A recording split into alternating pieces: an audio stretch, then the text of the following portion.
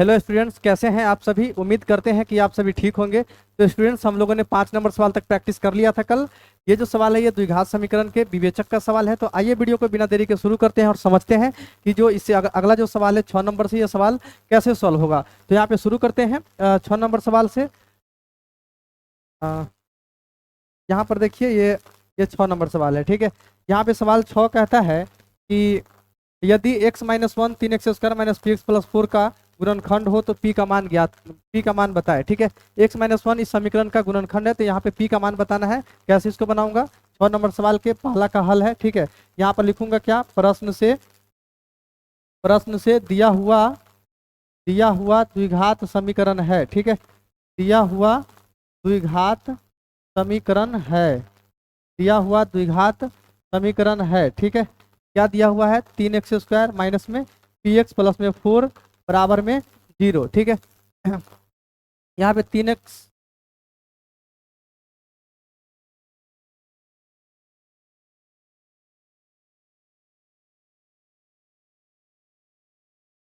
Square minus में px plus में 4 का x-1 क्या है, एक गुणनखंड है। तो यहाँ पे p का मान बताना है। यहाँ पे द्विघात समीकरण नहीं, ये बहुपद है, ठीक है। दिया हुआ द्विघात बहुपद है, यहाँ पे बहुपद लिख दीजिएगा।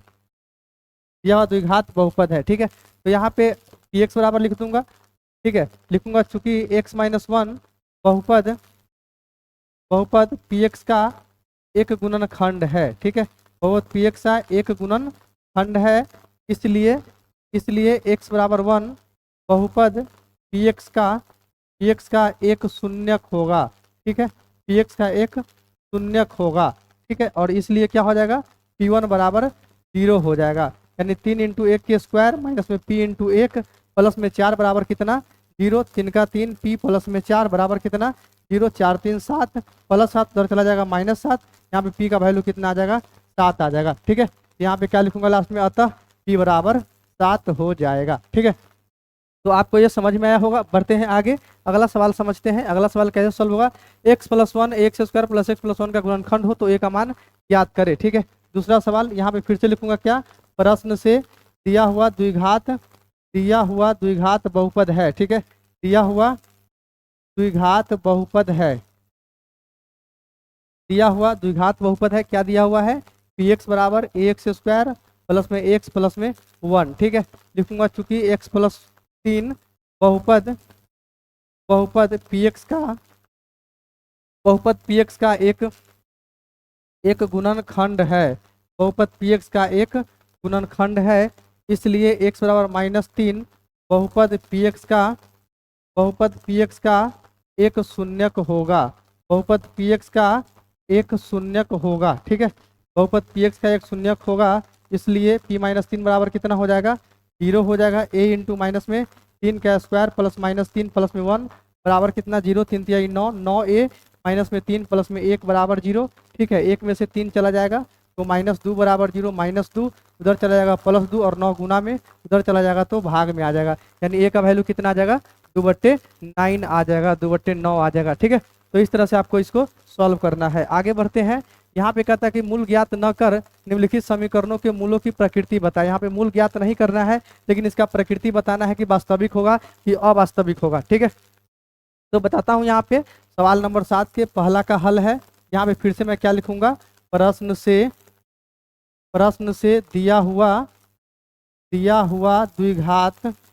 द्विघात समीकरण है, दिया हुआ द्विघात समीकरण है, ठीक है। क्या दिया हुआ है, 5x² माइनस में 4x प्लस में 2 बराबर 0। यहाँ पे a का वैल्यू 5, b का वैल्यू -4 और c का वैल्यू 2। और यहाँ पे मूल चेक करने के लिए हमको निकालना पड़ता है क्या, विवेचक। यहाँ पे लिखूंगा सूत्र से विवेचक d बराबर b² माइनस 4ac, b का वैल्यू -4 के स्क्वायर -4 × 5 × 2 हो जाएगा, 4 × 16 4 × 5 20, दूना कितना हो जाएगा 40 और यहाँ पे माइनस में 24 आ जाएगा, ठीक है। यहाँ पे लिखूंगा चूंकि विवेचक d <0, इसलिए मूल क्या हो जाएगा, मूल हो जाएगा अवास्तविक। मूल क्या हो जाएगा, अवास्तविक होगा, ठीक है। मूल क्या होगा, अवास्तविक होगा, ठीक है। तो ये आपको समझ में आया होगा, मूल यहाँ पे अवास्तविक हो जाएगा। आगे बढ़ते हैं, अगला सवाल समझते हैं। यहाँ देखिए a बराबर यहाँ पे कितना, अब लैंग्वेज आप लिख लीजिएगा, a बराबर 6 बी बराबर -3 और सी बराबर कितना हो जाएगा 5। यहाँ पर क्या लिखूंगा मैं, सूत्र से विवेचक डी बराबर बी स्क्वायर माइनस में 4ac, बी का वैल्यू माइनस में 3 के स्क्वायर माइनस 4 गुना 6 गुना 5, 3 तिहाई 9, 5 का 20 छक 120 हो जाएगा। यानी कि माइनस में यहाँ पे 111 आ जाएगा। फिर यहाँ पे माइनस में 111 आ गया, यानी कि 0 से छोटा गया, इसलिए यहाँ पे भी मूल क्या हो जाएगा, मूल अवास्तविक हो जाएगा। ठीक है, यहाँ पे भी मूल क्या हो जाएगा, अवास्तविक हो जाएगा। ठीक है, तो ये भी आपको समझ में आया होगा। आपको विवेचक निकालना है। विवेचक अगर 0 के बराबर आता है तो मूल वास्तविक और समान होता है, 0 से बड़ा आता है मूल वास्तविक और असमान, और 0 से छोटा आता है तो मूल अवास्तविक हो जाएगा। आगे बढ़ते हैं। यहाँ पर देखिए ए बराबर, इसको थोड़ा सा सजा लेता हूँ मैं। यहाँ पे प्लस में 0y प्लस 1 इधर आ जाएगा, माइनस में 1 हो जाएगा। ए बराबर 4, बी बराबर 0 और सी बराबर कितना, -1 हो जाएगा। डी बराबर क्या होता है, बी स्क्वायर माइनस 4ac, यानी कि 0 के स्क्वायर माइनस 4 गुने 4 गुने -1 माइनस गुने माइनस प्लस 4 जगह 16 हो जाएगा। यानी कि ये डी आ गया 0 से बड़ा, इसलिए मूल क्या हो जाएगा, इसलिए मूल वास्तविक और असमान हो जाएगा। मूल वास्तविक और असमान होगा। ठीक है, आगे बढ़ते हैं। अगला सवाल समझते हैं। ए का वैल्यू 4/3, बी का वैल्यू -2 और सी का वैल्यू 3/4। विवेचक का फार्मूला क्या होता है, B square minus 4ac, B का वैल्यू -2 के स्क्वायर माइनस 4 गुने 4/3 गुने 3/4, 3 से 3 कैंसिल, 4 से 4 कैंसिल, 4 - 4, 4 में से 4 चला जाएगा 0, इसलिए मूल क्या हो जाएगा, मूल हो जाएगा वास्तविक और समान। वास्तविक और समान हो जाएगा, मूल वास्तविक और समान होगा। ठीक है, तो ये भी आपको समझ में आया होगा। आगे बढ़ते हैं, अगला सवाल समझते हैं। यहाँ पर देखिए, यहाँ पे ABC में है, तो यहाँ पे पहले इसको मैं सजा लेता हूँ। ठीक है, ओहो, यहाँ पर इसको ए स्क्वायर वाई प्लस में ABY प्लस बी स्क्वायर, इधर आएगा -b स्क्वायर। ठीक है, ए बराबर नहीं 0, यहाँ पे ए बराबर हो जाएगा ए स्क्वायर, बी बराबर हो जाएगा AB और सी बराबर हो जाएगा माइनस में बी स्क्वायर। विवेचक का सूत्र B square minus 4ac, B का वैल्यू AB, तो AB के स्क्वायर माइनस 4 गुने ए स्क्वायर गुने माइनस में बी स्क्वायर। यहाँ पे A square B square minus गुने minus plus 4a square B square, यहाँ पे 5a स्क्वायर बी स्क्वायर आ जाएगा। ठीक है, अब ए बराबर नहीं 0, यहाँ पे प्लस में आंसर आया, इसलिए चूंकि यहाँ पे लिखूंगा, चूंकि डी जो है 0 से बड़ा, इसलिए मूल क्या आ जाएगा, मूल वास्तविक और असमान। ठीक है, मूल वास्तविक और असमान होगा। तो इस तरह से हमको चेक करना है। आपको विवेचक निकालना है, 0 से बड़ा आता है, बराबर आता है या छोटा आता है, इससे आपको पता चल जाता है कि मूल वास्तविक होगा या अवास्तविक होगा। ठीक है, अगला सवाल देखते हैं। यहाँ पे देखिए ए बराबर 9 और बी बराबर -6 और सी बराबर 1। ठीक है, यहाँ पे फिर से लगाऊंगा सूत्र से विवेचक डी बराबर क्या होता है फार्मूला, बी स्क्वायर माइनस में 4ac, बी का वैल्यू माइनस में 6 के स्क्वायर माइनस 4 गुना यहाँ पे 9 है तो 9, ठीक है, और गुना में 1 छता 1 36 माइनस में 36, 36 में 36 चला जाएगा 0। ठीक है, क्योंकि विवेचक डी बराबर कितना 0, इसलिए मूल क्या आ जाएगा, मूल वास्तविक और समान आएगा। मूल वास्तविक और समान होगा। ठीक है, मूल वास्तविक और समान हो जाएगा। इस तरह से मूल अगर विवेचक 0 के बराबर आता है तो मूल वास्तविक और समान होता है। ठीक है, आगे बढ़ते हैं, अगला सवाल प्रैक्टिस करते हैं। यहाँ देखिए ए बराबर √2, बी बराबर -1 और सी बराबर माइनस में √2। यहाँ पे फिर लगाऊंगा सूत्र से विवेचक डी बराबर क्या होता है, B square minus 4ac, B का वैल्यू -1 के स्क्वायर गुने 4√2 गुने माइनस में √2, 1 माइनस गुने माइनस प्लस 4 गुना 2, 4 दूना 8, 8 है कितना हो जाएगा 9, क्योंकि डी 0 से बड़ा, इसलिए मूल क्या हो जाएगा, मूल वास्तविक और असमान। ठीक है, मूल वास्तविक और असमान हो जाएगा, मूल वास्तविक और असमान होगा। ठीक है, तो ये भी आपको समझ में आया होगा। आगे बढ़ते हैं, अगला सवाल समझते हैं क्या होगा।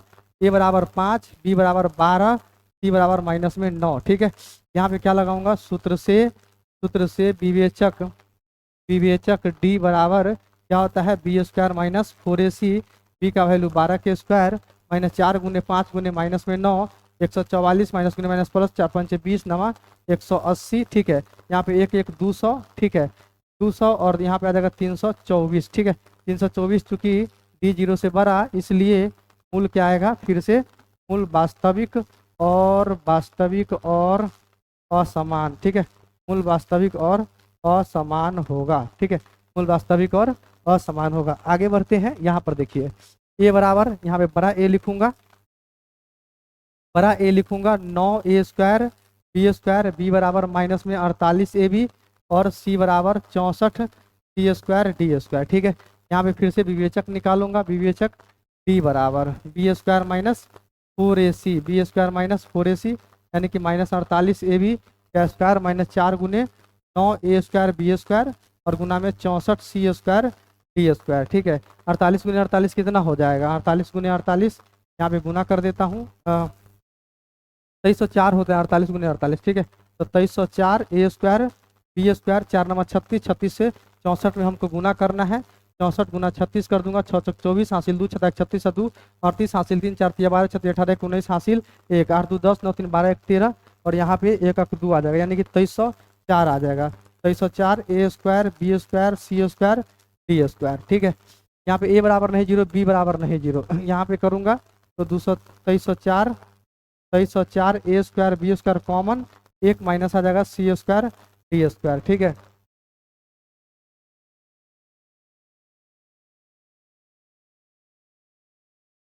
One minus c² d², a बराबर नहीं 0, b बराबर नहीं 0, तो ये तो वैल्यू पॉजिटिव ही आएगा, ठीक है।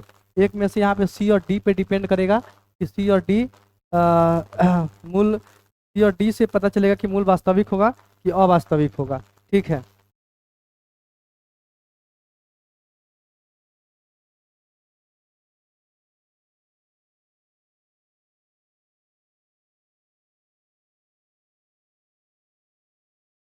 ठीक है, तो यहाँ पे सी और डी के वैल्यू पे डिपेंड करेगा, ठीक, कि मूल वास्तविक होगा कि अवास्तविक होगा। तो यहाँ पे हम ये बता नहीं सकते कि इसका मूल क्या होगा, वास्तविक होगा और या अवास्तविक होगा, क्योंकि सी और डी का वैल्यू हमको पता नहीं है, ठीक है। आगे बढ़ते हैं, अगला सवाल समझते हैं। अगला सवाल कैसे सॉल्व होगा, यहाँ पर देखिए, यहाँ पे ए है कितना, ए है 64 और बी बराबर कितना है 112 और सी बराबर कितना 49, ठीक है।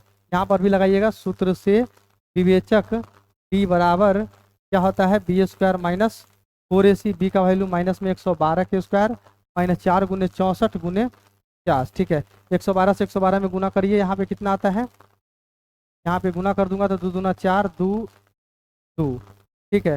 यहाँ पे 2 1 1 फिर से यहाँ कट देंगे, 2 1 1 4 4 2 1 3 2 5 1 1 2 1 12,544, 12,544 माइनस 64 चौका कितना आएगा, 4 चौका 16 हासिल 1 24 25 हासिल 2 4 4 नंबर 36 के 6 हासिल 3 5 नंबर 45 3 48 हासिल 4 9 दूना 18 18 4 22 हासिल 2 4 24 हासिल 2 5 चौका 20 2 22 हासिल 2 4 दूना 8 2 10 हासिल 1, ठीक है। 6 8 4 12 2 4 1 5 2 1, ठीक है। 12,526, इसको 544 में 26 कट जाएगा, 14 में 6 चलेगा 8 और यहाँ पे 3 में से 2 चलेगा, यानी कि 18 आ जाएगा हमारे पास, ठीक है। तो 18 डी जो है 0 से बड़ा आया, इसलिए मूल क्या हो जाएगा, मूल वास्तविक और असमान होगा, वास्तविक और असमान। तो इस तरह से इसको बनाना है। तो आज के इस वीडियो में हमने इतना ही सवाल लिया था। कैसी लगी वीडियो कमेंट करके जरूर बताइए। वीडियो अच्छी लगी हो तो वीडियो को लाइक और चैनल को सब्सक्राइब कर लीजिएगा। वीडियो देखने के लिए बहुत बहुत धन्यवाद। Thank you for watching my video. Thank you very much.